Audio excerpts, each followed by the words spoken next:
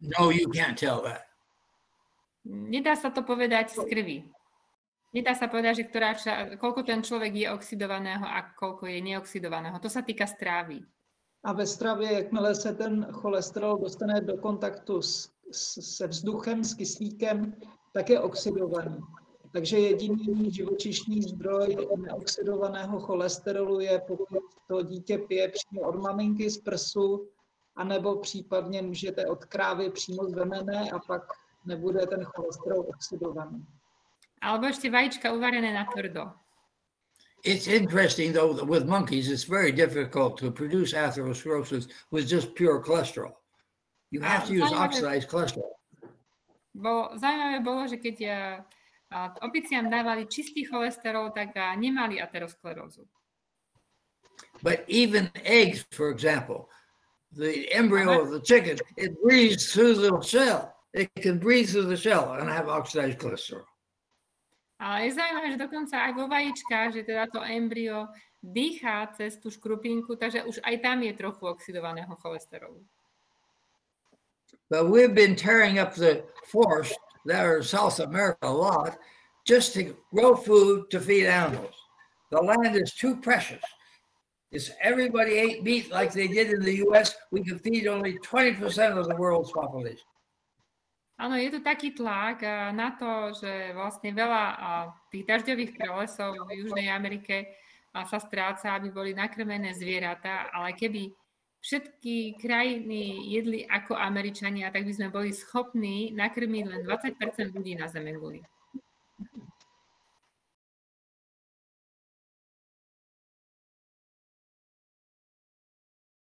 Určite vegetariánska strava je menej kaloricky náročná, takže keď sa ľudia prejedajú vegetariánskou stravou, ako napríklad aj ja, tak z toho až tak veľmi nepriberajú ako z bežnej stravy.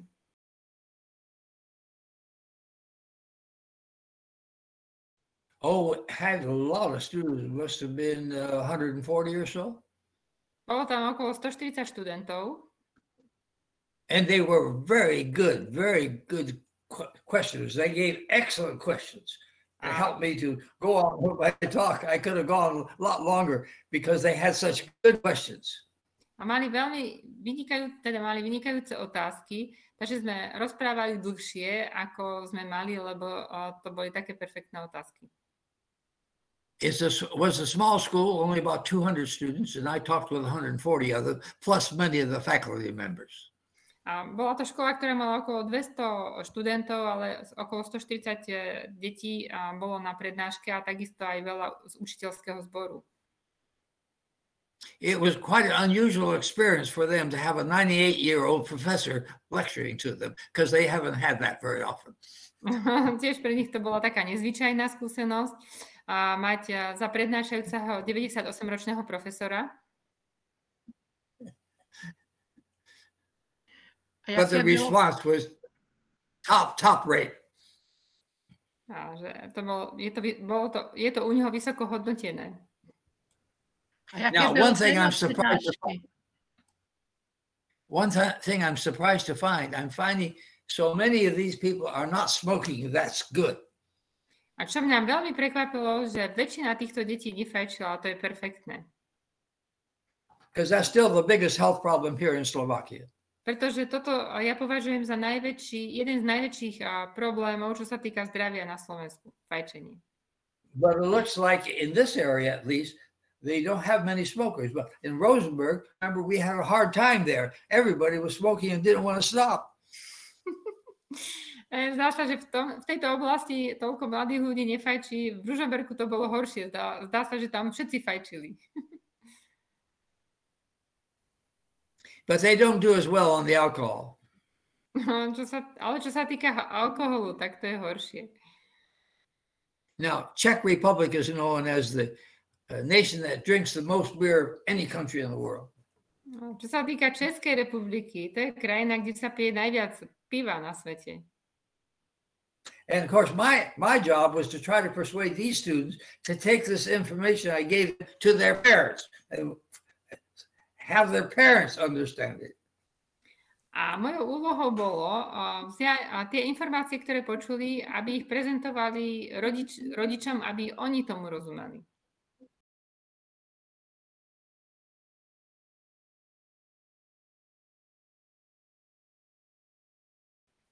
But here's what we do know.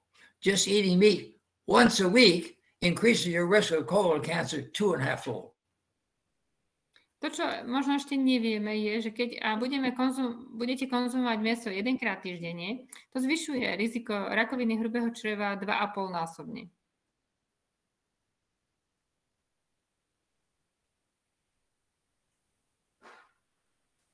Of course, if we eat meat, it's supposed to be kosher.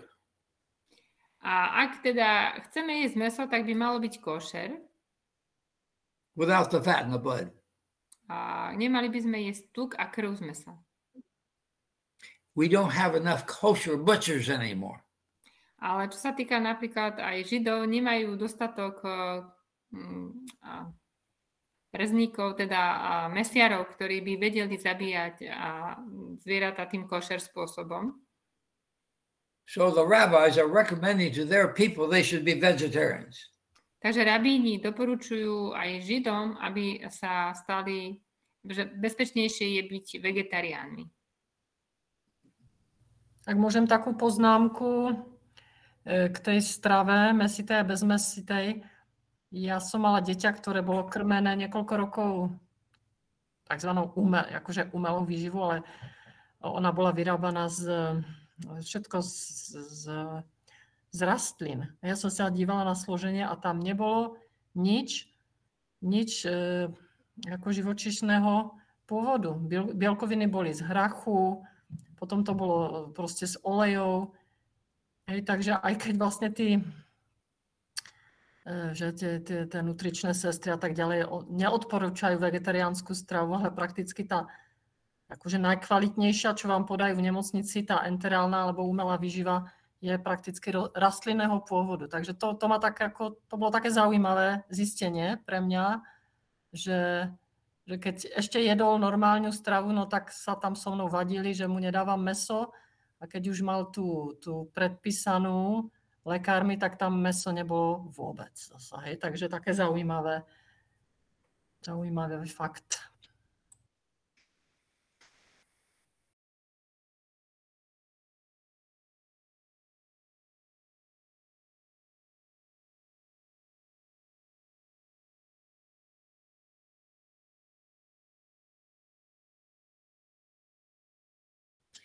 Every food has all the essential amino acids except for gelatin. Gelatin lacks tryptophan. So if you fed rats nothing, they'd live longer than if you fed them gelatin, they'd die sooner because of lack of tryptophan. But otherwise, all foods have all the essential amino acids. They just don't have as good a balance necessarily, so they aren't all absorbed.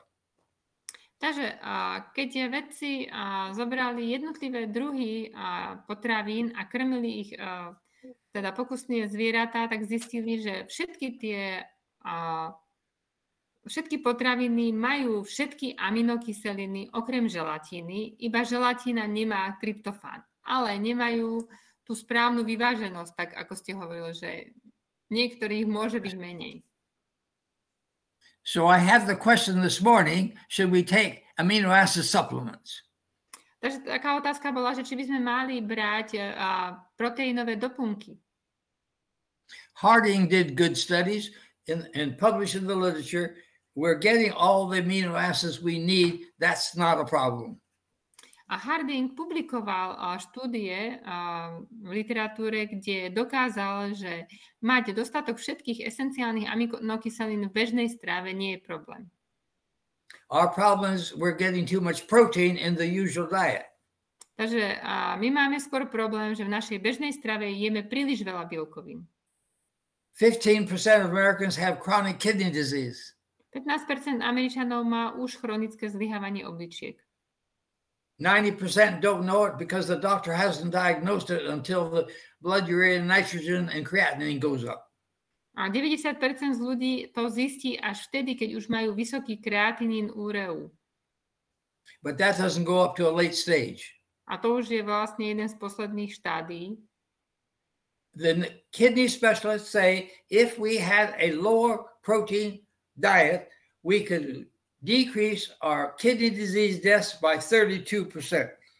A odborníci na obličky hovoria, že keby sme vedeli podchytiť ľudí v skorých štádiách obličkového ochorenia, tak by sme mohli znížiť ochorenia, teda úmrtia na obličkové zlyhanie až o 32%. And that's the advantage of the vegetarian diet. You have less protein. That's good. A to je práve výhoda vegetariánskej stravy, ktorá má menej bielkovín, čo je dobre. The amount of protein recommended by our country has been the same all my life, 0.8 of a gram per kilogram body weight. Doporučenie na množstvo príjmaných bielkovín sa za celý môj život nezmenilo. Stále to je 0,8 gramu na 1 kg vašej hmotnosti. And you can get by with about 0.5 as well as you don't need 0.8 even. Ale celkom dobre sa dá fungovať aj na 0,5 gramov bielkovín na 1 kg váhy. Nepotrebujeme až 0,8 gramov na kilogram.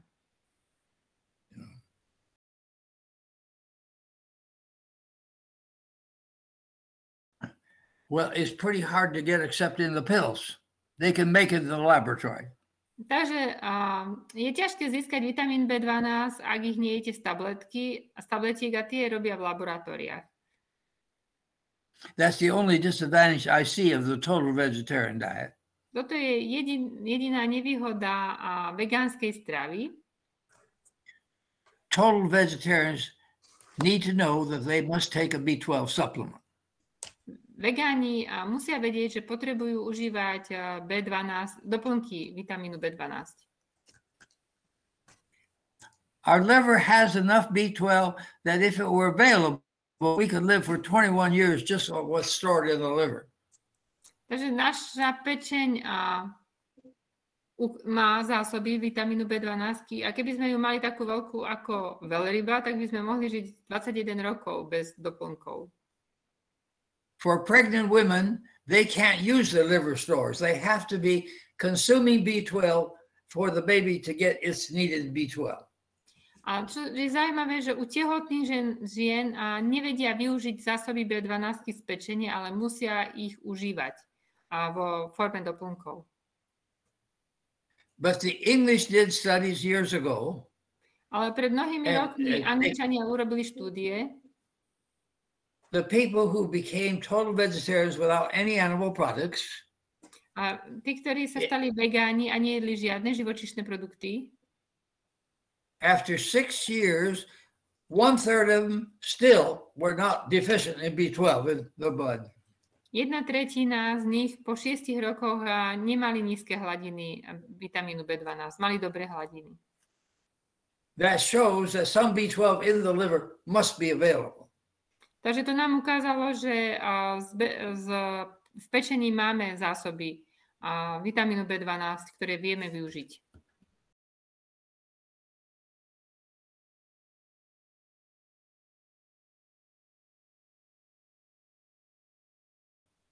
We now have done good studies, and we know that for 93% of the people who are taking them, it does no good whatsoever. It doesn't increase life expectancy any. Čo sa týka statínov a teda liekov na zníženie cholesterolu všeobecne, sa zistilo, že 93% ľudí, ktorí užívajú statíny, nemajú z nich v podstate žiadny efekt, lebo im to vôbec nepredĺžuje život. But for 7%, it does increase their life expectancy 8.5 years. Ale 7% ľudí, ktorí užíva lieky na zníženie cholesterolu, sa predĺží život o 8,5 roka. But those are the ones who have heart disease. Ale to už sú ľudia, ktorí majú prejavy srdcocievnych ochorení. The doctor doesn't have a clue whether a man has heart disease or doesn't. He's just been going by the cholesterol level.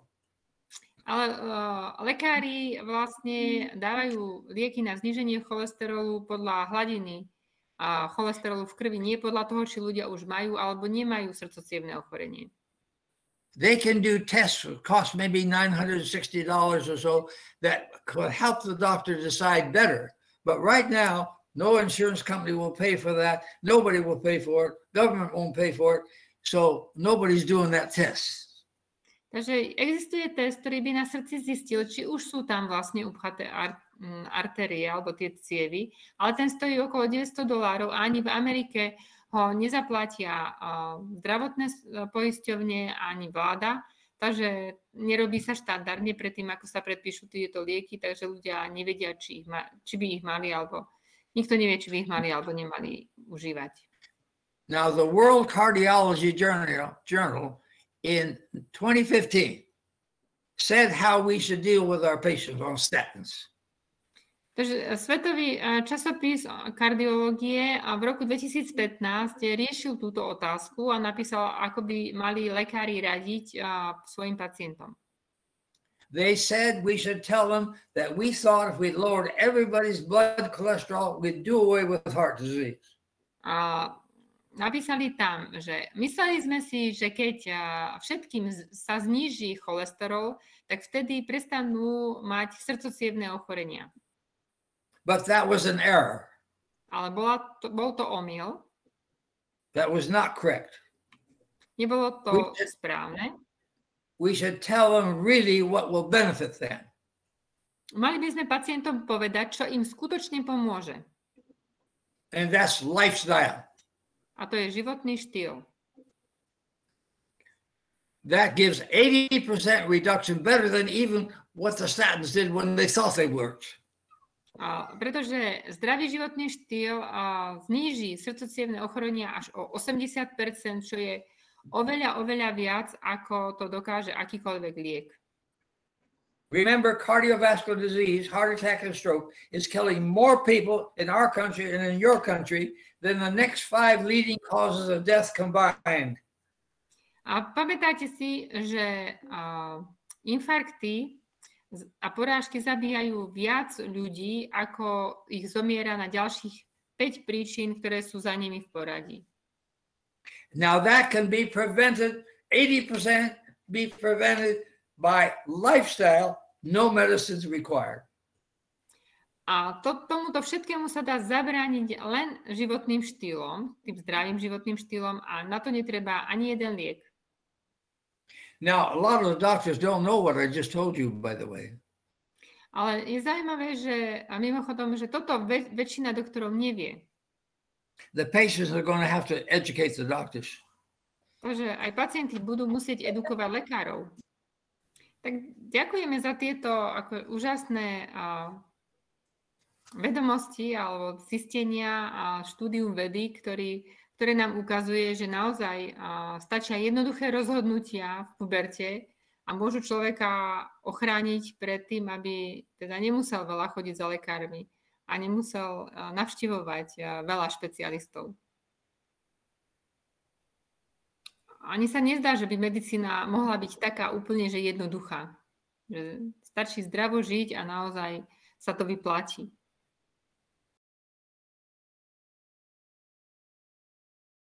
We don't know that it's in honey. It's not in honey as far as we know. Že čo sa týka medu, tak sa nezistilo, že by B12 tam bola. There was one report that it was on certain plants, but that was bird droppings that were on the plant that gave the B12. A boli také výskumy, kde aj rastliny ako keby mali, sa zistilo, že majú B12, ale potom sa zistilo, že to boli výkaly, že teda boli kontaminované výkalmi vtáčikov a z toho bola B12. B12 was first discovered in 1948. Vitamín B12 bol objavený v roku 1948. Dr. Register, head of our nutrition department for many years, was one of those who discovered it. A doktor Register, s ktorým som ja bol v tom istom oddelení, a ten ho objavil. Yeah. We do have a stored in our liver, and we just figure out there should be some way for us to utilize that. But for a lot of people, they don't seem to be able to get it. Zásoby vo vlastnej pečení, ale nevieme ich vždycky využiť. What about eggs? Eggs have B12. Vajíčka majú B12. Milk has it. Aj mlieko But má here's B12. the problem. Ale tu Here's je the problem for total vegetarians.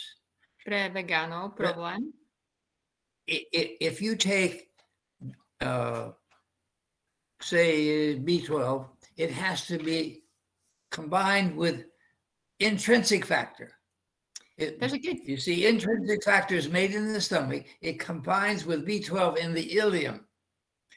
And it can only absorb so much from one meal. Problém B12 je, že keď zjeme B12, tak ona sa musí spojiť s tzv. Vnútorným alebo intrinsic faktorom v žalúdku a potom dochádza k vstrebávaniu v ileu, teda v tenkom čreve. But there's another way to absorb it. A tam sa môže vstrebať len určité množstvo. Je aj iný spôsob, ako vstrebať B12 alebo dostať do krvi. That's by passive diffusion. A tá sa volá pasívna difúzia. 1% of all B12 taken in the mouth is absorbed by passive diffusion.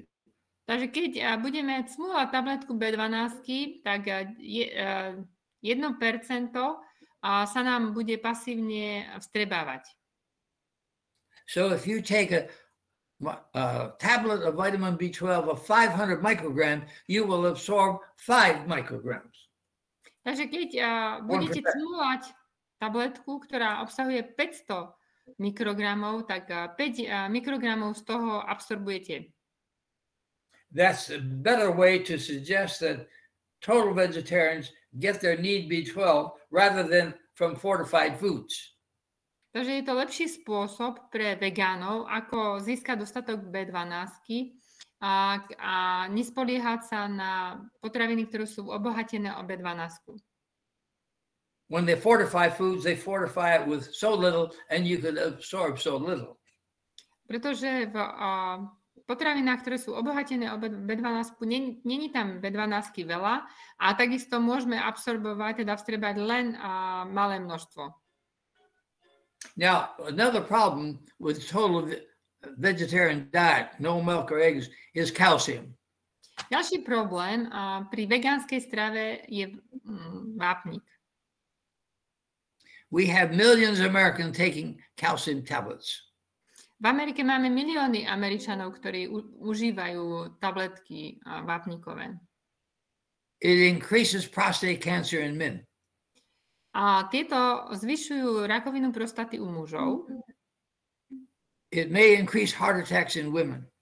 Takisto to môže zvýšiť rakovinu prsníkov u žien.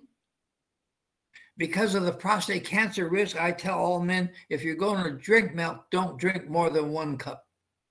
Takže kvôli rakovine prostaty ja doporučujem mužom, ak chcete piť mlieko, nepite viac ako 1 cup, teda 2,4 ml. But here's the way naturally to get your calcium. Ale je aj iný spôsob, ako prirodzene môžete získať ten vápnik, ktorý potrebujete. Cut your salt intake in half. Znižte príjem soli o polovicu. That controls the excretion and reabsorption of calcium from the kidneys. Lebo sol vlastne má vplyv na to, ako vylučujeme a znovu absorbujeme vápnik v obličkách. You folks here are getting as much salt as we are in the United States. Takže vy na Slovensku prijímate toľko soli ako my v Amerike.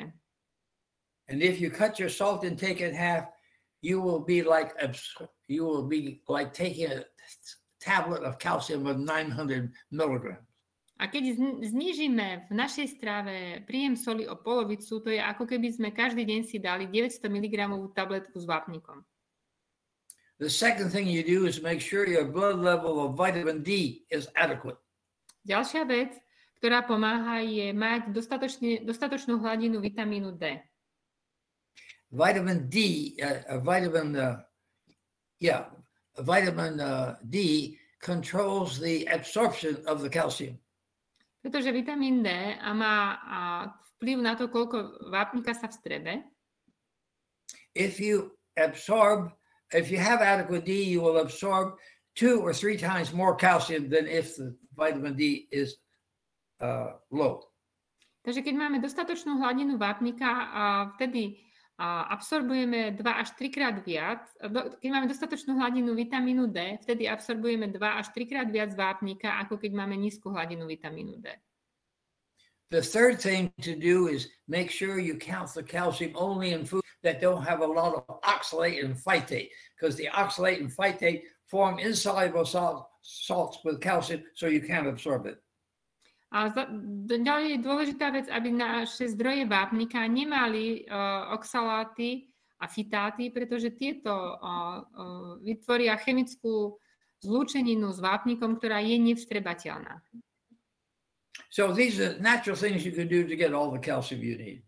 Takže toto sú také prirodzené veci, ktoré môžeme robiť, aby sme mali dostatočné množstvo vápnika. But don't count on spinach to give you calcium when it's got all that oxalic acid and phytic acid in it. Takže nespoliehajte sa na špenát, pretože má veľa kyseliny oxalátovej a fitátovej, ktoré vlastne zabraňujú strebávaniu vápnika. You have to go to Chinese greens, bok choy. Takže treba, aby sme sa spoliehali na čínsku kapustu a bok choy.